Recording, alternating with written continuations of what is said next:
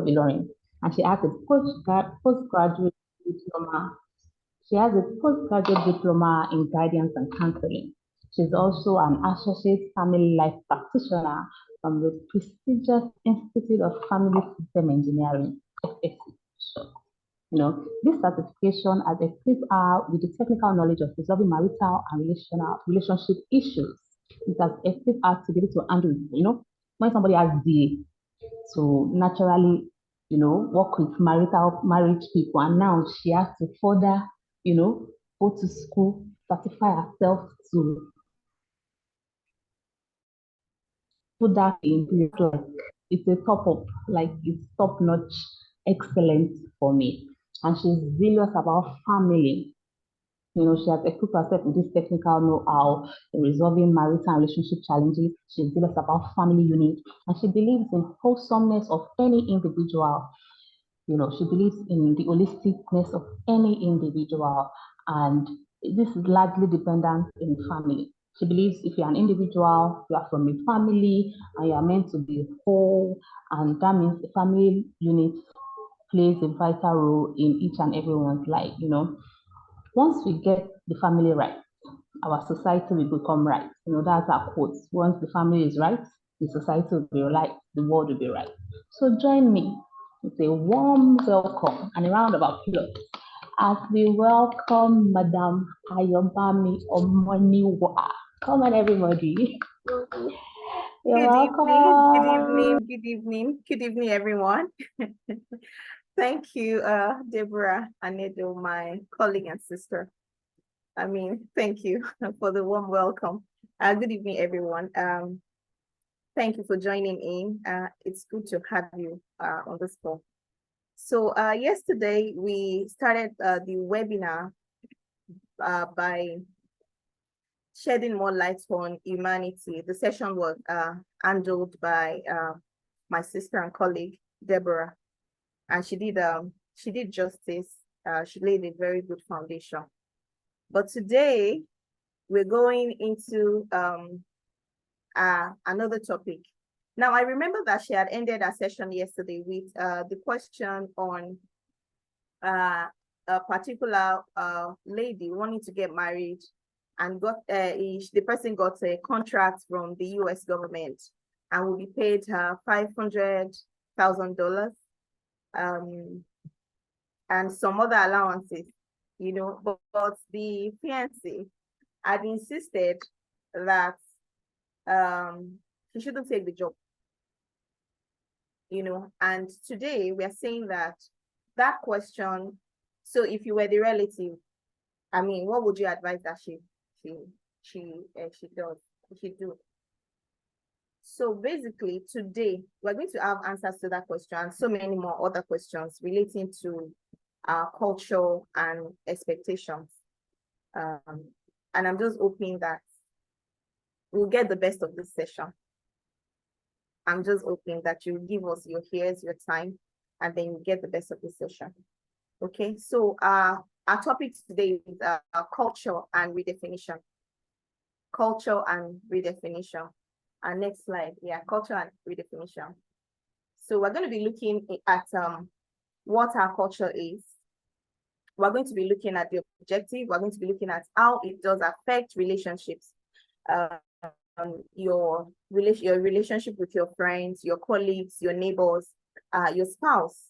We're going to troubleshoot some of these inadequacies in our culture, in some of our cultural practices, and we're going to be redefining, So the next slide says objectives of this session is to assist all of us to create, a culture that promotes our overall well-being as individuals, as a family, as an organization. This session is to assist us, create a culture, a new culture, to identify the ills of our existing culture and to create new culture that promotes our overall well-being. All right. So we're going to define culture now. What is culture? Our next slide. What is culture? So culture is said to be, to generally be the way of life of a people. Our next slide, please. To be the way of life of a people. All right. Okay, so I'm waiting for my slide. All right. So our culture is said to be the way of life of a people. But sadly, you know, some of this culture and cultural practices have been passed from one generation to the other. And this simply means that the culture, you know, of the past may not necessarily be bad, right? But it was good for them, you know, but bringing it down to our generation may be bad for us, okay? You know, and the greatest problem that culture has is seeking to hold on to it when, you know, from all indication, you know, from our current reality, it shows that, you know, it has outlived its usefulness. It's not useful for us. You know, there was a time in history where women couldn't vote, you know, they couldn't be voted for, they couldn't own their businesses, they couldn't own, you know, their organization, they can't run an organization. As a matter of fact, girl child could not be sent to school, you know, in the past generation. But obviously, all that had changed, all right? So if we don't troubleshoot our culture, you know, against our best interests, it will hold us down. And a good culture must never restrict the potential of any human being. It must promote the best interests of all and create the right environment. All right. So we're still looking at our culture. We say that culture is what you are used to, the environment that you grew up in. All right. If it's really okay, so a lot of the time we say culture, we relate culture to be maybe like something tribalistic. We relate culture to be maybe some people are from the Yoruba tribe, and so they have a particular culture, and some people are from the Igbo tribe and they have a particular culture. So we're saying that culture is way beyond that. All right. So we say that your culture is who you are. Your culture is your day-to-day activity, your reactions, your actions, your behavior, you know, your mannerism, your attitude. That is your culture. We are bringing it down to that. And that is your culture because that's who you are. All right. Your culture has impacted a lot of these things. I find it really interesting that people think that, you know, the way they grew up in their houses, the way they grew up in their home is the only way and is the right way.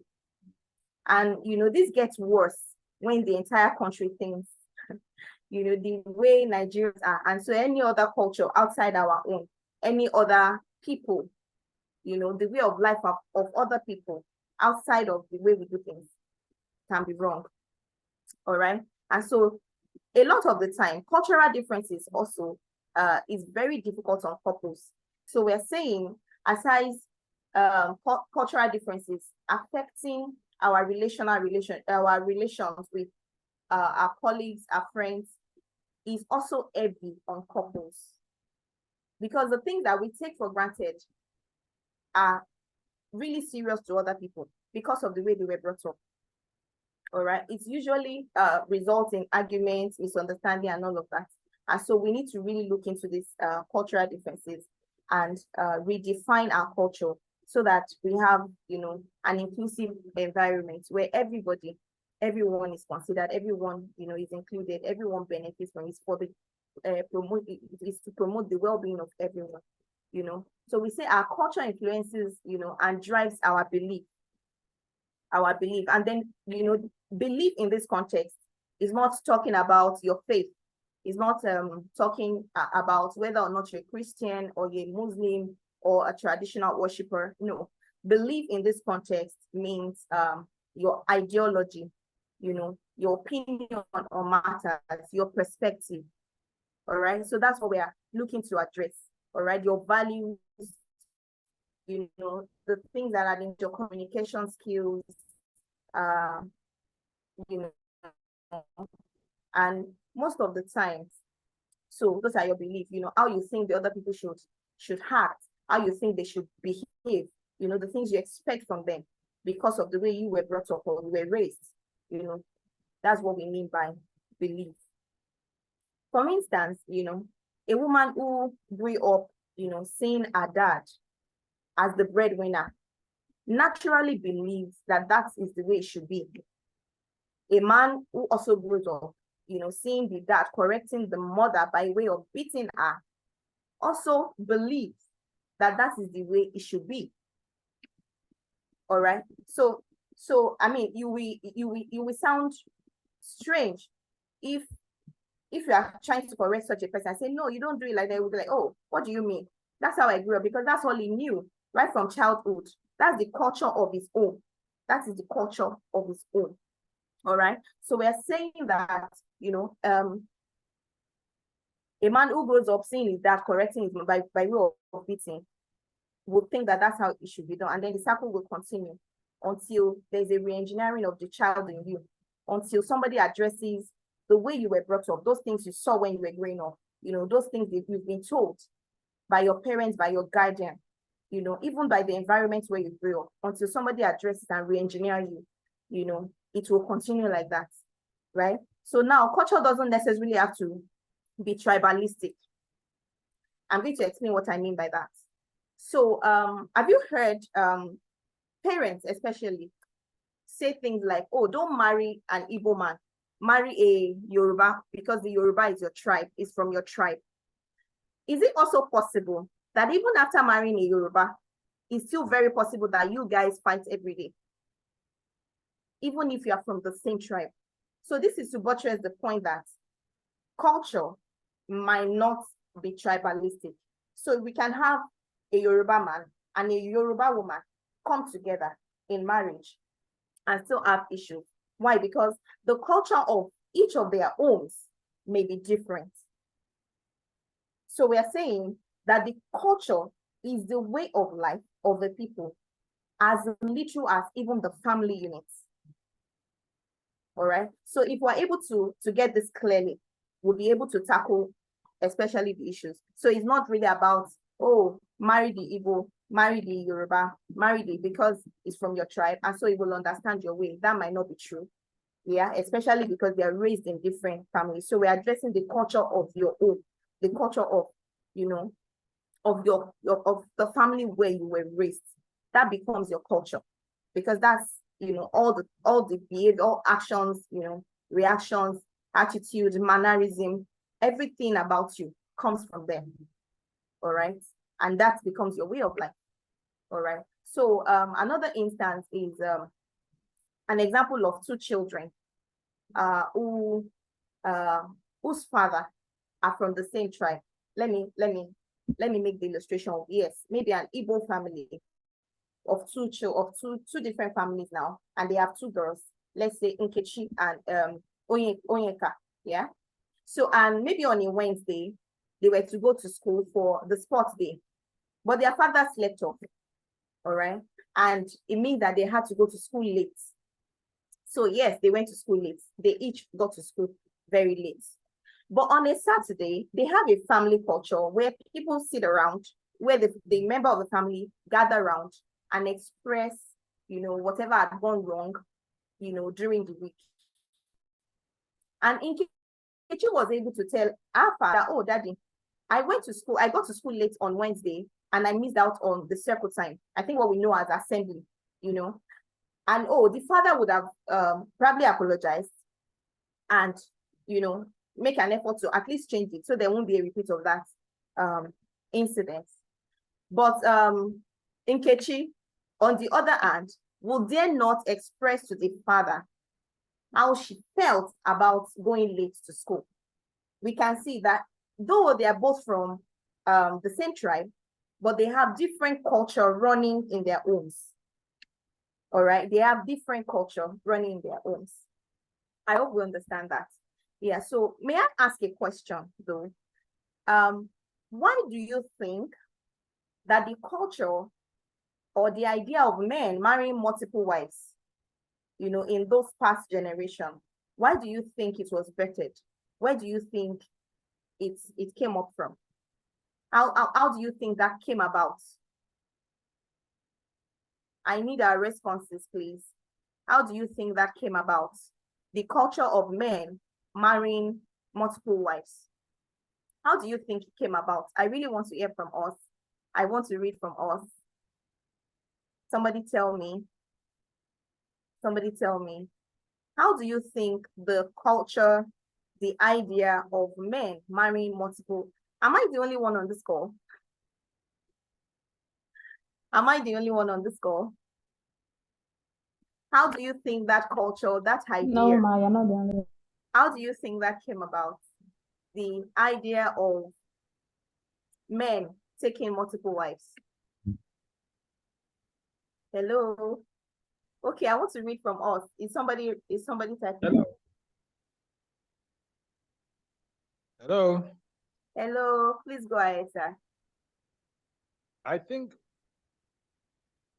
it came out by one or two reasons. First is that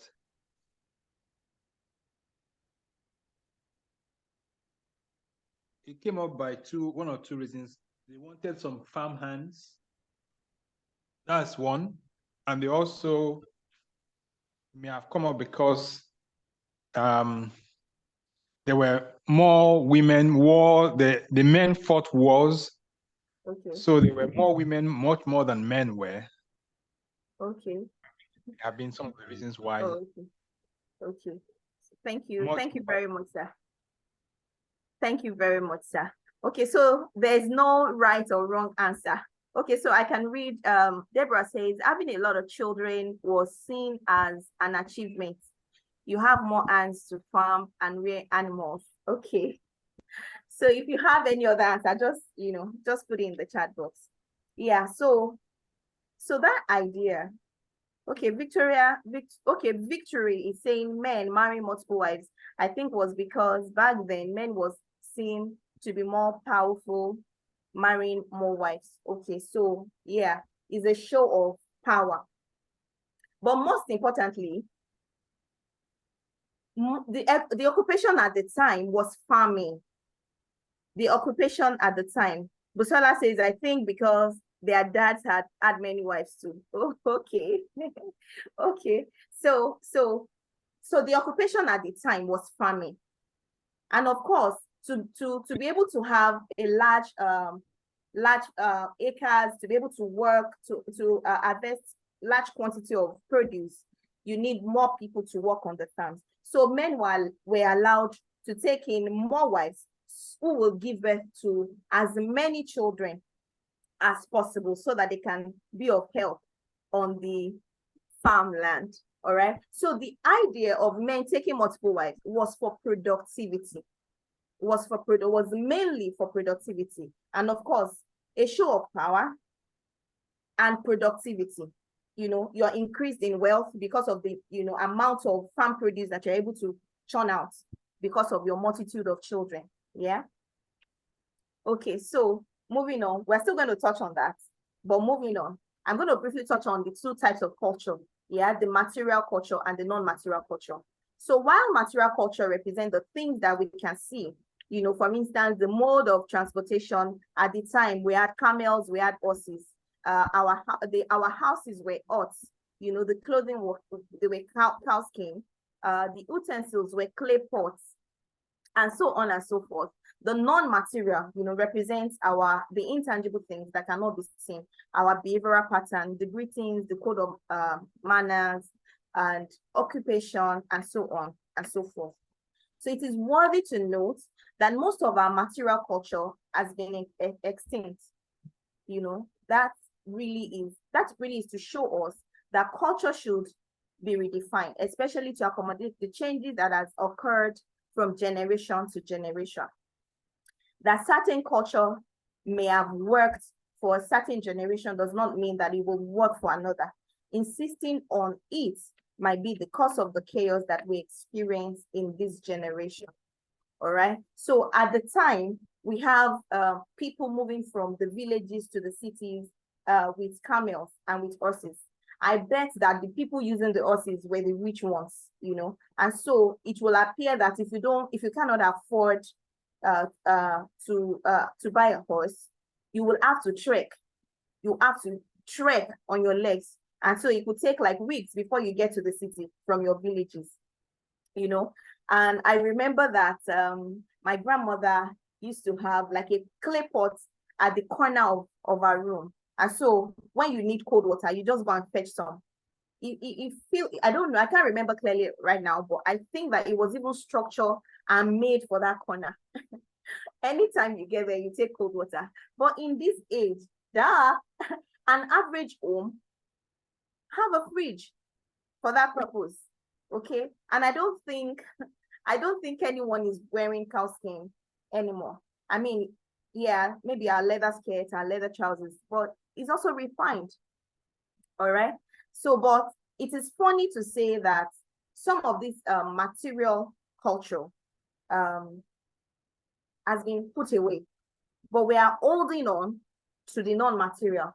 For instance, in this generation, in this time and age, we still have people taking multiple wives. Please, is that a show of power? Maybe. But do they really need it for productivity, to cultivate farmlands? Because there is the mechanization. So you don't need, thousands of people to work on a farmland where there are machines who can do that for you. All right. So yeah, so people refuse to let go of the one that is selfishly serving them, while the one that feels like torture, the ones that feels like, oh no, this is not serving us. I can't be trekking from Owerri to Lagos. I can't take that suffering. And so yeah, we move on. Yeah, again, every good culture should be measured against fairness, against love, against equality, a culture of inclusion where every member of the family, every member of the society, every member of the organization, are considered. All right. So we need to analyze our beliefs. Certainly culture has influenced our beliefs and in turn has impacted the way we behave, the way we act, our responses, our perspective on life. Belief is the most powerful filter that determines how you view the world, your belief. And this beliefs comes from your culture. How growing up, when a boy is crying, it's even the mother that will say, come on, hold it in, suck it up. You're a boy, you're not supposed to cry. In a way, the mother is passing some form of training, some form of a way of life, that's culture, to the child, the culture of not crying as a boy. All right, the culture of not crying as a boy. So we need to really analyze these beliefs. We can also ask, do they not even know anything about mental health? And so I recently was going through on social media, I heard a pastor was talking about men dying earlier than women because they bottle in a lot of emotions. And why women, because they have friends, other female friends that they can easily pour out their hearts to, they live longer. And I think that's true. But really, it is the culture that taught us or taught the men to hold it in, to be a man and not cry, to be a man and not, express your frustration, to be a man and just act like everything is fine when nothing is fine. All right. So a lot of us really have never discovered our own insights, our own ideas, our own opinion about matters. We've only tapped into what culture has taught us through our upbringing, through our parents, our guardian, our environment, and so our actions most of the time are not even ours, so to speak. They are the things that mother has told us. They are the things that we've seen happen with one aunt, they are the things that, your uncle has mentioned in passing, and, you just grabbed it, not knowing that it has become your own culture. Simply, that's how you grew up. And that's how you think that's how it should be. Beliefs are the ways that we have and the conditions that we have held on to be so true about life. And they have formed the foundation of your thinking. So even when you think marriage, you have certain beliefs because of the way you were raised, how a woman should not question, your authority, how a woman is to be kept at home, and all of that. Those are the way we were raised. Those are the culture that, that we were raised with. And so that's how we think life should be. All right. So I want to ask a question. Why do you think we are not riding on camels? Especially you are going you are going to your village this Christmas. Why are you not riding on camels to your village? At least to show them that you're a big man. Why are you not going to your villages with camels, or riding on, at least even the big men at those times would usually ride an horse? Okay, Omotolani says civilization. Okay, our next slide, please. Civilization. Please keep your answers coming in. Why do you think you have to go in your Benz, in your Highlander, because we have better means of transportation? That's beautiful, because we have better means of transportation. But really, remember that our culture says we ride on camels, on horses, our our fridges, are not supposed to be there. We're supposed to have the clay pots and all of that, So civilization and innovation has really happened, and so this is to say that definitely there are some of our culture, not all of them, because some of them are good, that has to be redefined, that has to be put away. All right. So I want you to identify within yourself, what are the beliefs, that you have about life, about marriage, about friendship, about work, and where did you get them from? What are your beliefs? What are those beliefs that you have? And where, just question yourself. Is a rhetorical question. What are your beliefs about things, about relationship, about marriage, about parenting? What are the beliefs that you have, and where did you get them from? All right. So another activity is that you place the beliefs against 3 points to validate them. So like I said earlier, that any culture that does not speak to fairness, equality, and love is not valid. It should be put away. All right. And remember, like Deborah was saying yesterday about humanity. Humanity is, human beings in the feminine and in the masculine expression. So it means that humanity is equality. Equality. There's no senior, there's no junior, no superior, no inferior. Equality. Our next slide.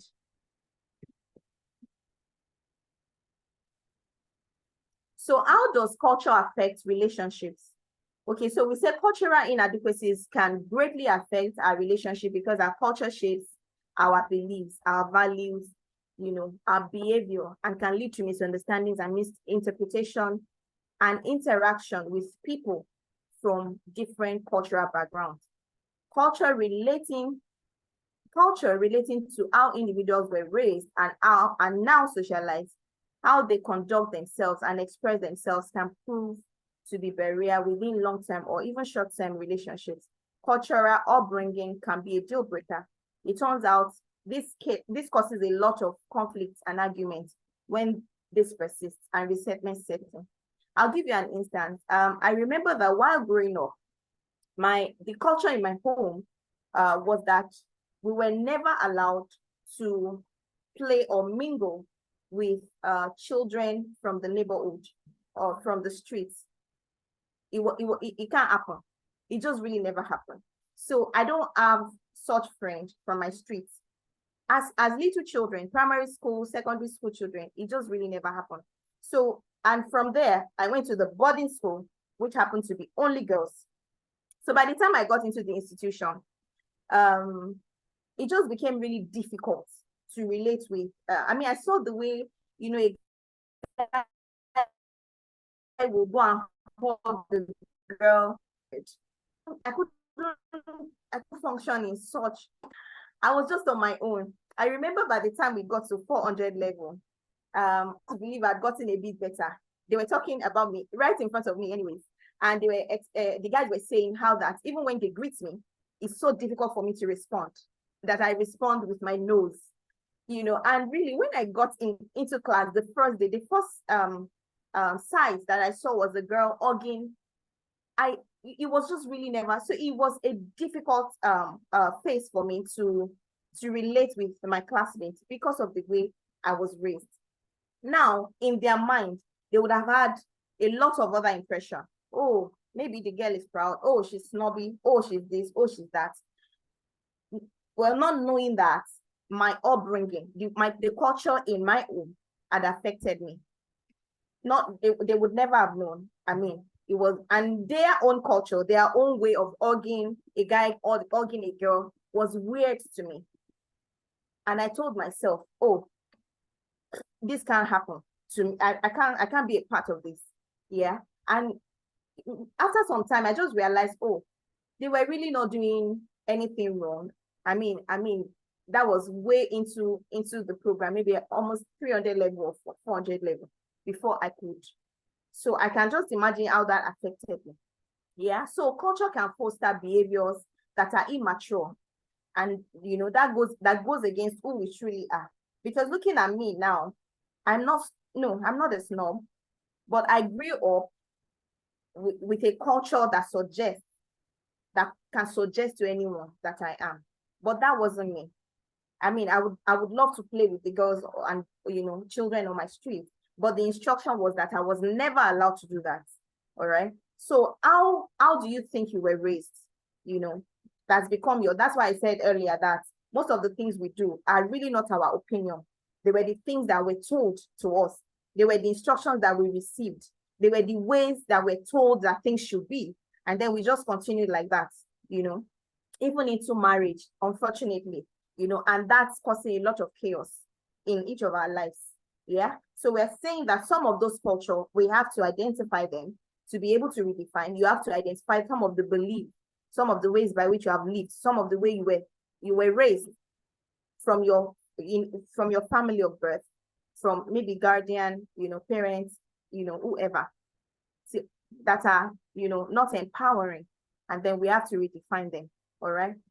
So some culture places an individual above another individual. Of course, we know, I don't know, but I know in my tribe, when a woman marries, your will is submitted to your husband. You don't have any say outside of what your husband is saying. Your husband becomes the lion of the tribe of the house, and you're just a subject to him. That's what my culture says. And that's how I am raised. Of course, enlightenment and all of that have changed a lot of things. But I know and I'm aware that even in this generation, that culture still exists. That culture still exists. So we're saying we have to identify those inadequacies in our culture and take them away. We have to redefine them. All right. So it is up to us to discard the false in our culture and seek relationships where love, fairness, and equality is prevalent. All right. So this could be a challenge, as our culture may not have encouraged self-insight. Our culture may not have encouraged you even having your own opinion. All right. And a lot of people are really confused and they are not even sure about what they want anymore because of the way they've been raised. Yeah. But they have been, because of the way they have the things that they've been told, the way they were raised. Yeah. But the good news is that change is the only constant thing. All right. And the change starts with us. So we would need to learn to separate the society's expectations, from our own expectation. We need to find what we believe in, what we believe to be true, what we believe to be fair, what we believe to be equal. Yeah. What speaks to love and equality. We will have to identify those things. Yeah. Separate them from the society's expectation. That's when we can live a lifetime of happiness. All right. That's when we can live a lifetime of happiness. All right. Our next slide says questions to access our cultural beliefs. So another way by which we question our cultural practices is to ask questions. To ask, why was this culture created? Take for instance the culture of a man should be the breadwinner in the family.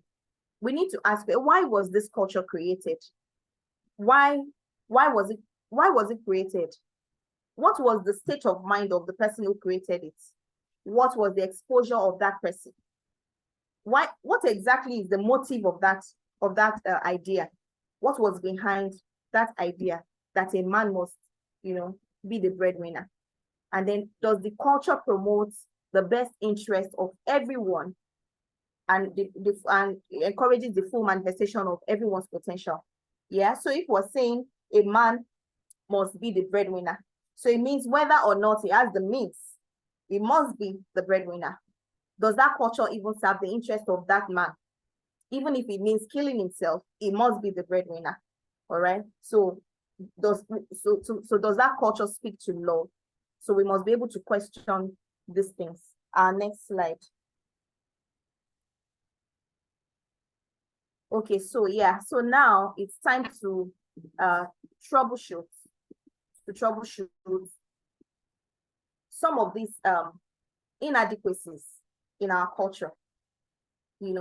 Things that seem like it has from the generation past, it has thrived, it has trended, it has reigned, it's the norm. Yeah, so we have to troubleshoot. We have to know the ones that are no longer serving us as a people. Yeah, it might have worked for the generations past. So they say the women are homemakers. Are there not men who are really good at nurturing, kids? Are there not men who would really want to be home to take care of their children, to take care of the home? I've seen such men who are good with their children. But the culture and the society has forced them to go and take up the 9-to-5 jobs. Okay, so I am reading a question. It says, what role does religion play in culture formation? Okay, so we're going to get to that. I think I have a particular cultural practice here that was adopted from scriptural background. I'm going to get to it in a bit. So it says the way to a man's heart is through his belly. So every man should learn how to cook. And then again, I asked, this particular idea or cultural practice, what was the idea? What was the motive? I mean, it would have been balanced if the idea says the way to a man's heart is through his belly. So every woman should learn how to cook. And the way to a woman's heart is this and this. So every man should learn to do this and this. That there would have been a balance. I mean, that would have addressed equality. It would have addressed love. All right. But just saying that, just putting it all about the man shows that there's no equality. And so we have to address this. All right. So another one that I think was adopted from the religion background is, if a man cannot provide for his household, he has denied the faith and is worse than an infidel. Now, permit me, because I'm a Christian, I know that this cultural practice is not totally correct, because what the scripture says is that if anyone cannot provide, so it didn't say if a man. So I think it was twisted to be if a man cannot provide. If a man cannot provide. But the scripture says if anyone. So it means if a woman, a matured woman, cannot provide for his household, then for her household, then she has denied the faith and is worse than an infidel. Likewise, if a matured man cannot provide for his household, has denied the faith. So I think we have coined it to be that man, but this is saying anyone, which means it could be both sex. It could be the man and also be the woman. So another troubleshoot is women must submit to any man that doesn't, any women must submit, and any woman that doesn't submit may not enjoy a blissful marriage. I think this is also speaking to religious practices. I know because I'm a Christian. So there's a scripture that addresses submission. Now, this scripture that addresses submission is saying submit to your husband. And then there's a balance, because it also instructs the husbands to love their wives in return. I mean, this particular one, as I think is a lot, and we have to address it. have you seen a case where a bus driver had bumped into a woman's car, and instead of apologizing and say, oh, I'm sorry, oh, this, I'm sorry, his response was, oh, I get your type for house now. Meaning you are a woman, I have a woman like you in the house. And so because they think women must submit, so even at the workplace, you must submit. You can't put a woman, ahead of me. You can't be a woman cannot be my boss and all of that. Even if she has the mental capacity, and well, it could have bumped into the car of maybe like an MD, a bank MD or whatever. So somebody who has mental capabilities than him. But his response will be, I get your type for house. Why? Because the culture has dictated the tune that a woman must be in the kitchen, a woman must be home. And so whether or not you are smart enough as a man, whether or not you're capable enough, whether or not you're well-read or you are qualified for it, you are just Lord. You are just Lord. And then the culture that says money is our money, but my money is my money. So I think I'm calling out the women here. Money is our money, but my money should be kept away. I think we need to address it. So this particular cultural practice is speaking to married people, especially the women. We can spend this money, but my money has to be locked away. No, because when two come together and they become one, and you are locking away your own money, then again, we want to say, what does this speak to fairness? Does it speak to love? Does it speak to equality? No, it doesn't. So yes, we need to address it. It feels like the culture, some of these inadequacies favors the men folks, yeah? But this particular one, I mean, some of it favors the women too, but this particular one I think is really way common. We have to address it. We have to bring out your money because it's also our money. His money is our money.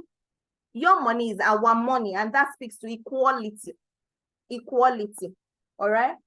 Our next slide. Okay, I hope and I think that we are catching on. Yeah, so another one says it's okay for a man to commit adultery and be forgiven, but a woman who does the same doesn't deserve mercy. Yeah, so we want to ask again, does this speak to fairness? Does this speak to fairness? I mean, even on social media these days, we see visuals of a woman and a man committing adultery. It is the man who cuts the wife who will make a video and send to social media. And unfortunately, even the judginas on social media will judge the woman, forgetting that it takes two to tango. Does that even speak to fairness? No. So, and I see it a lot, and I'm like, okay, this is what the culture has done to us.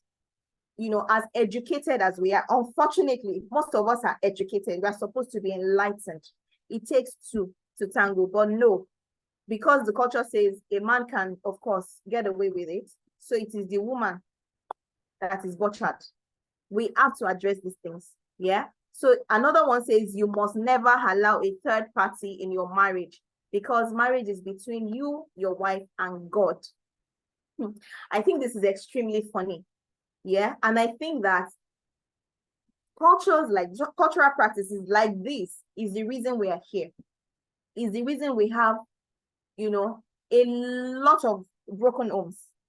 Is the reason why there's a lot of chaos, in marriages. People who know nothing about living together, coming together, and you don't want to seek help. How then do you want to do it? How do you want to do it when the culture says don't seek help? Don't ask for help. Don't tell anybody about your marriage. It has to be just both of you, even if you are clueless about what you're doing. Yeah, where there are professionals, where there are people who are certified to guide you through it and make the journey, easier for you. No, culture says no. And then again, I want to even, this particular idea, I want to believe in my heart, pardon me, that this speaks of maybe like a narcissist. Because of course, when they torture the other person, they don't want you to speak about it. And then again, I remember that one of the profound thing that you can do when you're suffering abuse from a woman or from a man in marriage is to speak up. Being silent empowers your abuser. When you are quiet, you're empowering them. They do it more, they never change. But when you speak up, that's involving a third party, maybe a professional, maybe a counselor, or maybe, you know, I would advise professionals, counselors, you know, therapists, and family life practitioners. Yeah. So, but at the least, your pastors, when you speak up, you're kind of curbing your abuser. All right. So we have to check this. So it is. So another one says it is our brother's house, and we can do whatever we want. It is our son's house. We can do whatever we want. We can barge in anytime. We can just visit without without prior notice. We can do whatever. After all, a woman is like a property. So I've heard that in certain culture in Nigeria, you know, women are treated like properties, like an acquired properties, you know, and that's, I think it's idiot. So we also have to check it. We also have to be able to address, you know, these ills in our practice, in our cultural practices, you know, and the change starts with us. A man doesn't cry, like I said earlier. So the culture, the way we're raised, you know, I think I've been guilty of this, you know, because yeah, you might be educated and not enlightened. Yeah. So a way of enlightenment is this webinar, because everything that you have learned here, I'm sure that you will have some of them. Yeah. And so you will not go back home telling your son, come on, be quiet, don't cry. Men doesn't cry. Really? Really? That's the culture. That's what the culture taught you. So you have to be able to identify the ones that are harming us. What's the effect of your child who is a boy? What effect does it have on him if he doesn't cry? If you teach him to bottle up his emotions, if you teach him never to be vulnerable, what effect do you think will have on him? What effect do you think that will have on his mental health? Yeah. So even men, even our husbands, you know, give them, you know, give them space. Let them cry if they want to cry. Let them be vulnerable if they want to be, without judging them, without looking down on them, without thinking, oh, are you not a man? Your mates are not crying. Let them cry. Give them a shoulder to cry upon. Yeah, because that will help their mental health. So some of these, I want to believe whoever, you know, brought about this culture of men not crying knows nothing about mental health. I want to believe. And so we must begin to challenge some of these practices. All right.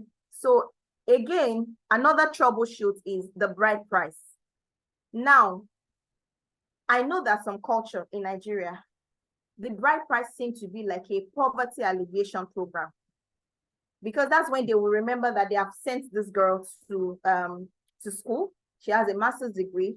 And so whoever is coming to marry her must first build us a house, buy us a car, you know, all the chiefs in the village would get some bags of rice. All the girls in town, all the ladies, all the women, all the wives in the compound, and all sort of things. And so you see ladies who are well over the age of, you know, marriage, still in their father's houses, because the bride price is just way too much. Is even the life savings of the to-be spouse cannot handle it. Yeah, so ladies have to come out. Women, again, this is to you. You have to come out and stand your ground, challenge these biases and say no. No, eventually, when they bring the bride price, when they even eventually are able to afford the bride price, there's nothing to feed you with. There's nothing to start life with. Yeah, so we have to be able to address, you know, some of these cultural practices and stand up. Stand up, women, stand up for your men and say no, no, daddy, no, mommy, no. If the king will do whatever, you are going to be the one to live with that man. If you love him, then there's no need to cut his head off with bride price. And you have to be able to speak up against that. All right. So I thought I saw a question here now. All right. So we're going to this. I'm going to ask you, What is an unpleasant culture from your childhood that you can remember? I think I remember sharing that I was not allowed to play with the children from my neighborhood. And thankfully I went to, so I still had friends. I still have them, they're still my friends from the girls' school. Yeah, but none from my street, none from my area, nothing like that. Yeah, so that's a culture in my own that I think affected me. And I think I didn't like it I didn't like it at all. Yeah, so what is that culture in your own with the way you were raised?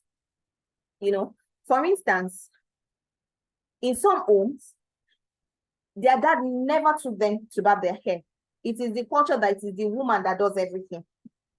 It is the woman that takes you for a haircut. It is the woman that takes you to probably go to the tailor for your sizing. It is their dad just, maybe after paying school fees, it just was not, anywhere around. Yeah. And so that's like a culture.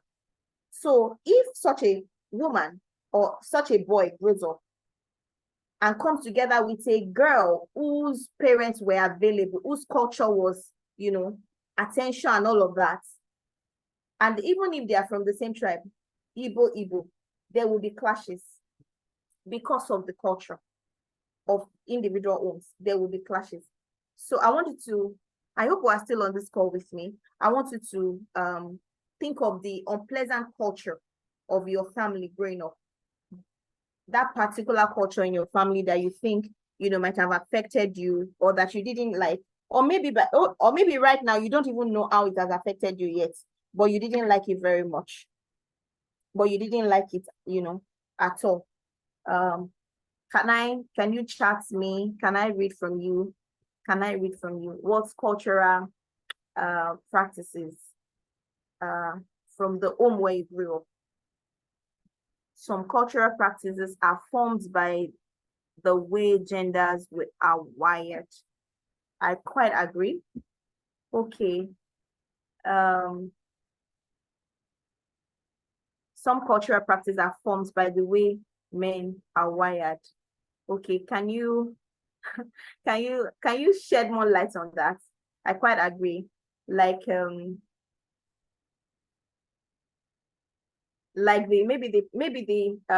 practice that says women should be in the kitchen. I'm just thinking, maybe because women can naturally cook, or women are naturally sensitive, and so when the food is burning, they will smell it. The phrase, "Is this how you will behave in your husband's house?" I don't like it very, while growing up. If you do anything, they will say, "This is how you will sweep, cook in your husband's house." I think this is really common. I think this is really common. Yeah, I think I experienced that with my dad. Yeah. Oh, another one says all men cheat. You see? So that's the culture, that's what we've been told. That's how they want us to practice, the perception they want us to have, that all men cheat. I want to keep reading from us. What's that very, the unpleasant culture from your childhood that you can remember? Maybe the way, maybe an uncle, maybe aunt, maybe those things that you learned that maybe now, through enlightenment, you can tell that, oh, this is really off. Okay, so yeah, let's move to our next question. It says, is it possible that your character, your choices, okay, so I'm reading from Omotolani again. And my dad telling me to learn how to use my hand to grind pepper. Oh, okay. I mean, when you could have used a blender, right? Soft life. I quite understand that. Okay. So another question says, is it possible that your character, she says, so annoying. This is the worst. Okay. Okay. All right. So it says, is it possible that your character, your choices, your attitude may have been different if you didn't grow up in that home where you grew up, in that environment? or even with those people you grew up around? Is it possible? Is it possible? Just write a yes or even a no. For me, it's a yes, definitely. Because if I grew up in maybe a different environment or with different people, or if my parents were different, I probably would exhibit different character because I would take on the traits of those other ones. I would act the way they would teach me, or I will act on whatever they teach me. Yes. Our next slide. Women are to be seen. Women are to be seen, not heard. Yeah. So yeah, I think this is another quite frustrating cultural practice. You know, women are not heard. Women are not heard, and you know, I think that still goes back to subordination, superiority, and inferiority. You know, let's move to the next slide because of our time. Yeah. So yeah, I want you to know. I want you to note the 5 disempowering beliefs that you have. You know, from the beginning of this session up until now, you must have been able to identify some of these beliefs that are not adequate. They are just not good. You know, I want you to note them. This is a rhetorical question. You are going to, because really to be able to redefine you and redefine your belief and redefine the culture, yeah, so that going forward, the culture, your way of life, I mean, in your family, as a person, in your organization, will be empowering, so that, you know, is a culture of inclusion where, you know, it nourishes and, it promotes the well-being of everybody around you. Henceforth, so you have to be able to identify 5, you know, disempowering beliefs that you have, all right, and work at changing them, all right. So our next, we're going into culture and redefinition. You know, so we're going to be checking some of the definition that culture has given us, and then the family system engineering as redefined has given us a new perspective to look at things. So the first is the male. Now, Deborah was teaching yesterday. She mentioned, you know, humanity, the masculine and the feminine form of creation. Nothing short, nothing more. The masculine and the feminine, that speaks to equality. It's just an expression of God himself in the masculine and in the feminine, all right? So, but our culture says a male, is superior gender, created to rule everyone else, irrespective of his intelligence or his ability, irrespective of whether or not he has the mental capability to rule, irrespective of whether he has the exposure, irrespective of whether he has the even qualification or education to do that. The culture says a man must rule. He is the lion of the tribe of whatever territory he finds himself. That's what culture says. But family system engineering is saying that male is the visible image and the character of the invincible God expressed in the masculine body for the purpose of earth's management, rulership, and dominion. All right. So yeah, a man is, you know, to rule, no doubt. To manage, yeah, to dominate, no doubt, in the masculine body. All right, in the masculine body. And then we're going to female. Our culture has described female to be the weaker vessel whose potential is expressed in the kitchen, in the bedroom, you know, in the kitchen, in the bedroom, and, you know,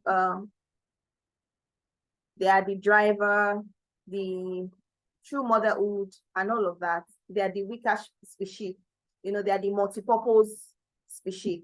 But FSC is saying that the perspective to look at the female is to look at her as a visible image and character of the invisible God expressed in feminine body for the purpose of earth's management, rulership, and dominion.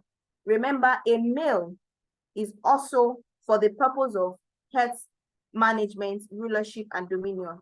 as much as the female. The difference is the structure, is the image, is the masculinity and the femininity. All right, our next slide. So it says husband. The culture says that the husband is the breadwinner. He is my ATM machine, whose role is to provide for the family and command obedience without any contrary opinion. He is a king and must be worshipped, else he gets angry.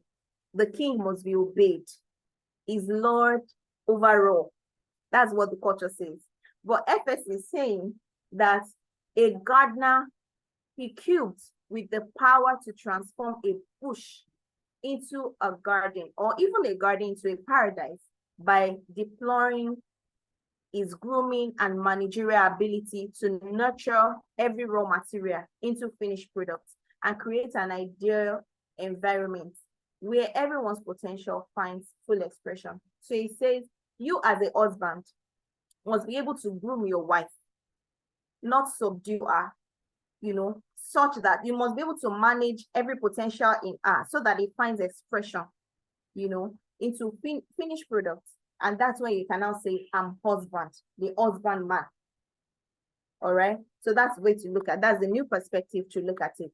And then the culture defined wife as a homemaker, a bed warmer, a baby production factory, the cook, the caregiver, and all-purpose she, whose submission must be activated even when she has superior idea that can assist the family. That's what the culture says. It says a woman does not have a say. A woman should not be heard. Regardless of her qualification, regardless of her education, regardless of her exposure, regardless of her mental capability, she doesn't have a say. All right. Everything she has to be, her totality is in her husband, under her husband. That's the culture. Now, FS is saying that the new perspective to look at a wife is to see her as a tender, not commanding spirit of truth, whose counsel is indispensable and serves as both a warning bell and a travel compass in difficult situations, a kind of help that only God could have provided. And because I'm Christian, I know this is true, because scripture says that he that finds a wife finds a good thing and obtains favor from the Lord. So how do you treat favor? You hold it, you hold it, in high esteem. You don't rubbish your favor. No, you don't misuse your favor. You don't mistreat your favor. All right. So you treat her like the kind of help that only God could have given. All right. So I'm reading a note here. Culture has been unfair to the male and husbands. Okay. So I think that, yeah. Okay, and I read how. Please elaborate. Please, yes. Please, by all means, elaborate on that. Because in my understanding, I didn't want to sound like propagating an agenda for the female. But in my understanding, I think culture has been so unfair to the women because they're the ones who are being subdued, while the men are, the king and the lion of the tribe of the territory. So please elaborate. So moving on, it says marriage. So culture defines marriage as the process of a man and a woman coming together to start a family where the man takes the lead and the woman follows. FSC is saying that the coming together of a man and a woman from two different nations. So when we say nation, we're saying your family of birth. We're saying the culture that raised you is a nation, all right? So we're saying the coming together of the man and the woman from two different nations, two different cultures, two different families, to create a new nation, to create a new culture, to create a new family, that will promote the best interest of all and whose culture will give our world rest. Yeah, because you will agree with me that the culture we have right now is giving chaos to the world. It's not giving us rest. That's why we have a lot of broken homes. That's why we have a lot of, traumatic marriages, troubled marriages, traumatic experiences, where marriages are like, nightmare because of the culture that is existing. Yeah, so we're saying do not import any culture from your previous family into your new nation. Don't do that. Form a new one, create a new one that promotes the well-being of everybody, that is inclusive. All right. So again, questions and activity. What cultural belief will you change? What cultural belief will you change? From the beginning of this session till now, we've been able to see some of the inadequacies of some of our cultural practices. I'm sure you've identified one or two. You've identified a thing or two. Yeah. So we're saying, which ones will you change? Which ones resonate with you? That right now in my family, this culture, I have to put it away. This culture, no, we have to change it. Yeah. So the next question says, what belief will you now embrace and promote? We've been able to see the redefinition of a wife. We've been able to see the redefinition of a husband. Our money is our money. My money is, we've been able to see how we should relate with our husband, especially women now. When it comes to our money is our money. My money is our money. His money is our money. All right. And so the culture that says a man is the breadwinner. So even when the wife is earning 10 times what it's earning, you will hide your money away and let him slave away and let him suffer, because the culture says he's the breadwinner. So even if he doesn't have the means, he has to do it.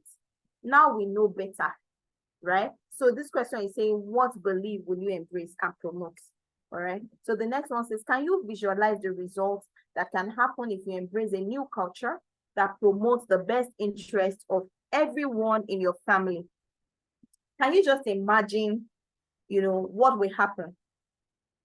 Can you imagine what will happen if, you identify the culture that is operating in your family right now, currently, and, the ones that are inadequate, the ones that are not speaking to love, equality, and to equality, is not speaking to love, is not speaking to equality, and you're ready to take it away.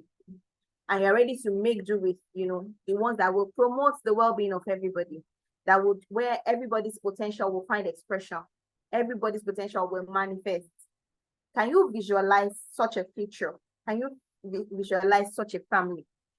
Yeah. Can you? So I'm reading from the charts now. The issues we are dealing with now are cases of extremism in executing these rules. Okay. We don't have house husbands. We don't keep men. At least they are not common. Okay, but are there men who would really want to be house husbands? Yes. But the culture is saying they are not allowed to be house husbands because of ego. I want to believe that idea of men not being house husbands is out of ego. Is out of ego. I've seen men who are really good with kids, and they would really prefer to be with their children than take the 9-to-5 job. But for culture, they have to go unhappily to the 9-to-5 because of our culture. Because of our culture. So yeah, that's why we're here. So that we don't judge men when we eventually see a man who is brave enough to sit and say, okay, I want to nurture my family, I want to be a house husband. And then we don't attack such people because we're now enlightened. We're now enlightened, we're now able to speak to such culture that no, if he wants to be a house husband, he should be allowed to be.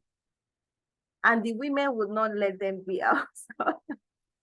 Okay, so I think by reason of this webinar is an eye-opener, so that women too will be comfortable with having house husbands, especially if you can afford it.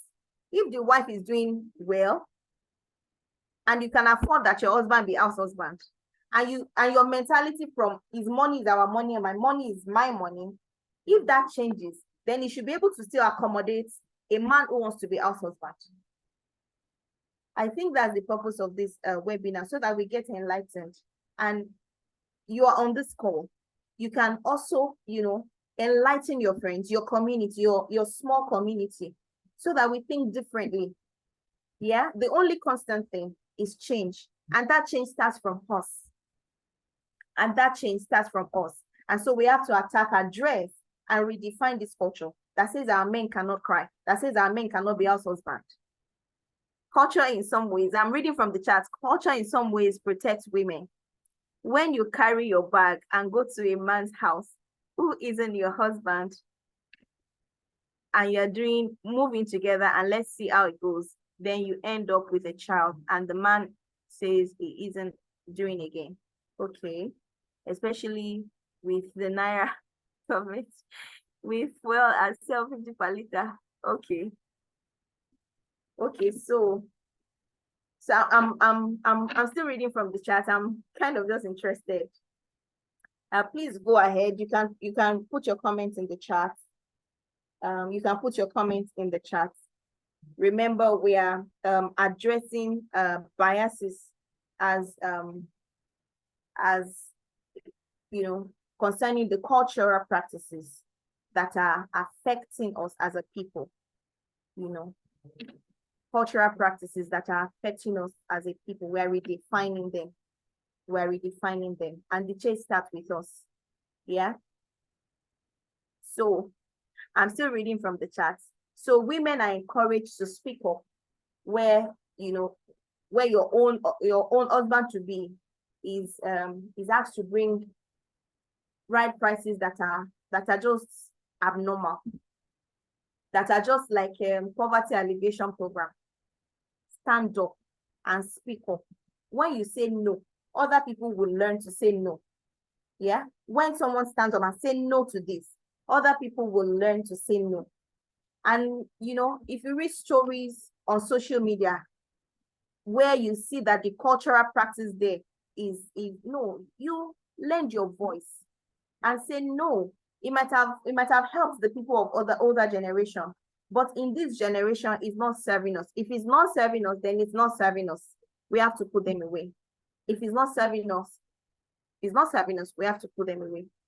Like I said, so if there are people who are house husbands, please don't, when such people are getting attacked, don't be a party to that. Don't be a party to it. Yeah. So we should encourage some of these things, so that the potential in such a man finds expression. Is a nurturer. So I'm reading the chat again. One cultural practice we should cancel. Oh my God, the chat is flying away. Okay, I'm getting to it. White wedding. He says one cultural practice we should cancel is the white wedding. Oh, okay. I want to hear more about that. Why do you think we should cancel the white wedding? Yeah, because really, to think of it, is the white wedding really our culture? I think that we adopted it from the whites. The era of colonization and all of that. So I think we adopted it. We do all the work. We are hunters, laborers, risk takers, the difficult work. So it's saying that the men, but now we are saying there are men who wants to be home, and that's why we're here. There are men who wants to nurture their family, and they should be allowed to do that.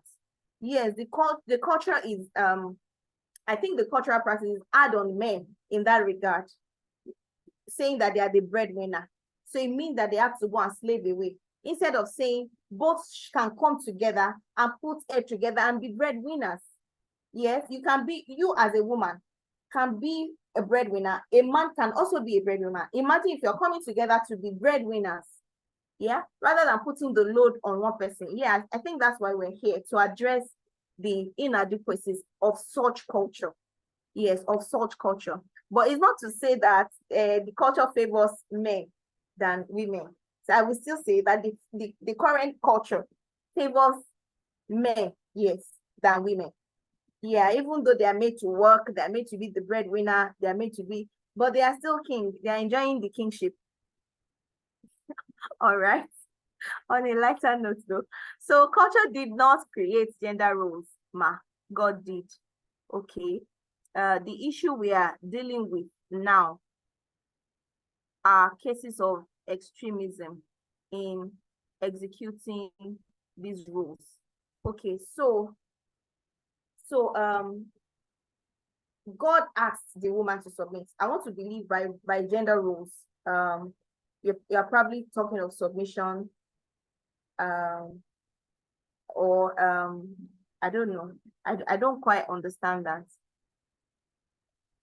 I would Culture think did that not. I would think that a woman, for instance, God created that a woman would birth a child. It wasn't culture. Okay, So yeah, God, even though a that's man true. may desire to birth a child, he doesn't have the makeup to be able to carry a baby to term. All he can do is donate a sperm. Okay. Okay, so that there are certain things that God did, but it is people not staying within what God had created that has made it spiral out and created an imbalance in our system. Okay. Okay, so yeah, so I don't have any, we don't have any issue with what God created, the gender role, like birthing and all of that. I think those are just natural. The role of the man, the woman, there's a reason he made male and made female. That's okay. So we're addressing the things that culture did that does not speak to equality, that does not speak to love, that does not speak to fairness. And so we're saying such cultural practices should be put away. Yeah. So I'm sure that, when God was saying that husbands should love their wives, I'm sure it's because he already gave them, he gave the women the duty of submission. And so if somebody is submitting to you and you are loving the person, there won't be clash. There won't be victimization. There won't be a superior hair, as it were. Excuse me. I want to believe that. Okay. So moving on to our next slide. We are your strongest cheerleaders. Oh wow. Thank you. Thank you. So I'm saying on this note that if we do not separate our societal beliefs and expectations from ours, we are in for a lifetime of unhappiness. So yeah, I think that also speaks to when a man wants to be a house husband, and then the society is saying a man cannot sit at home. And when a man wants to cry, maybe he's overwhelmed, and you as the wife are saying, this man is crying. How can a man be crying? We should let it happen. We should let that happen. We should let that happen. We should stop this way of life that we've known, we've been raised with. We should re-engineer our minds. We should learn, new perspective to accommodate changes, especially because a lot of the non-material culture has changed. It means we have evolved as a people. And so we cannot be holding on to these ideologies of the past. We could have served the people of the past for whatever reason, but obviously not serving us as a people right now. And so, yeah, we have to pull them away. Our next slide. Okay, I think that's it. I think that's it for tonight. Thank you for listening. Thank you for your time with us. If you have questions, please just put them in the chat box. Madam Oluchi is still here. I am here. Deborah is still here, so that we can answer the questions. I might have missed out some of the messages in the past because of my talking. I was trying to catch up on the messages and catch up on what I was doing. So, but it's possible that I might have missed out. Please do well to drop it again. All right, do well to drop it again. AYOBAMI OMONIWA. AYOBAMI, the child with good character, the ambassador of peace. You can get in touch with me via my Instagram page at peaceorb.ng, my Facebook page, the Item Peace Orb, or through my email, the itempeaceorb@gmail.com. Thank you for your time. And we're still here to take your questions if you have any. All right. So over to you, ma'am. Thank you very much. Thank you. A round of applause for her. And please, we have a feedback group, so you can drop your question there. We have a community, you can drop your question there if she did not answer any of your questions. Okay, I think someone just dropped. Okay. I don't think this is a question, or maybe it's a suggestion or something. Okay, thank you very much. Thank you very much. Okay, Indicator is saying thank you.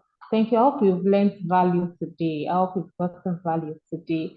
You know, there's something universal about culture, no matter who you are, be it Igbo, Yoruba, Hausa, or you are from the Asian world, or maybe from the native Latin American, wherever you are, you realize that culture has to be promoting the best interests of the people. You know, culture has to be fair, culture has to be in the premise of love, culture has to talk about equality and equity and all of that. So thank you very much, Ma, and thank you everyone once again for giving your time.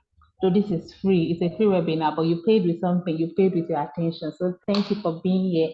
And please, tomorrow is the last day, and you wouldn't be present for first section, second section, and you will not be around for the last one. So please make it a date tomorrow to be here. And for those that have not taken the assessment, we'll drop it on the group, and I think I did drop it on the group here for those that have not taken it. So please take the assessment test, and thank you very much for your time.